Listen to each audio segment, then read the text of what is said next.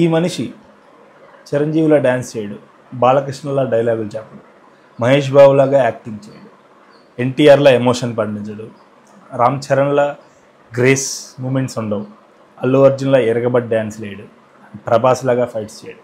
కానీ ఎందుకు పవన్ కళ్యాణ్ అంటే ఇంత పిచ్చి? సో మీకు నచ్చే అంశం ఏంటి పవన్ కళ్యాణ్లో? సో నేను అనుకుంటాను పవన్ కళ్యాణ్ని సినిమాల కంటే అతీతంగా ఇష్టపడటం వల్లే అతనికి ఇంత ఫ్యాన్ బేస్ వచ్చిందని నేనైతే అనుకుంటున్నాను. కేవలం సినిమాల వల్ల అయితే మటుకు పవన్ కళ్యాణ్ పవర్ స్టార్ అవ్వలేడు.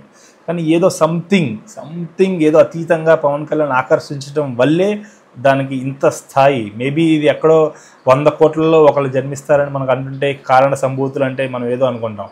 కానీ పవన్ కళ్యాణ్ చూస్తే అదే అనిపించింది. ఏమీ అంత వావ్ అనిపించవు, కానీ పవన్ కళ్యాణ్లో ఏదో చిన్న మ్యాజిక్. సో ఆ మ్యాజిక్ ఏంటి? సో మీకేమనిపించింది? ఎందుకు పవన్ కళ్యాణ్ పవర్ స్టార్ అనేది ఎందుకంటారు అనేది మీ కమెంట్ అండి. పవన్ కళ్యాణ్ నచ్చే అంశం ఏంటి అనేది మీరు కమెంట్ సెక్షన్లో కమెంట్ చేయండి. నేను అనుకుంటాను పవన్ కళ్యాణ్లో ఉండే ఏమంటారు, ఒకసారి పవన్ కళ్యాణ్ చూసే విధానం, తన కొన్ని షార్ట్స్ ఉంటాయి, తను కళ్ళల్లో నుంచి వచ్చే పవర్, మేబీ పవర్ స్టార్ అని ఏ సమయాన నామకరణం చేశారో కానీ అది పర్ఫెక్ట్ సింక్ అయ్యిద్ది. ఆ చూపుకి ఆ పవర్ ఉండిద్ది.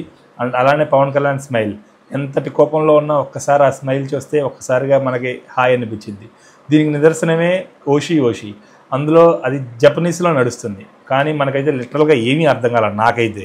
కానీ అది పవన్ కళ్యాణ్ చెప్పే విధానం, అందులో పవన్ కళ్యాణ్ నవ్వే నవ్వు, దానికి అది ఎంతో అట్రాక్టివ్గా ఉంది. సో దానివల్ల మేబీ అది నేను దాదాపు ఒక 4-5 సార్లు రిపీట్ మోడ్లో చూశాను. ఆ వే ఎలా ఉంది, అది డైలాగ్ డిక్షన్ ఎలా ఉంది, ఆ స్మైల్ ఎలా ఉంది అనే దానికోసమే నేను చూశాను. సో మీకు ఎలా అనిపించింది ఈ ఓషి అనేది? మీకు ఎలా అనిపించింది కమెంట్ సెక్షన్లో కమెంట్ చేయండి. అండ్ నేనైతే రేపు వచ్చే ట్రైలర్ కోసం అయితే వెయిట్ చేస్తున్నాను. రేపు మార్నింగ్ 10:08కి ట్రైలర్ రిలీజ్ అవుతుంది. అండ్ ఆ ట్రైలర్ రివ్యూలో మనం కలుసుకుందాం. అప్పటి వరకు సైనింగ్ ఆఫ్, మీ శబరీష్. జై హింద్.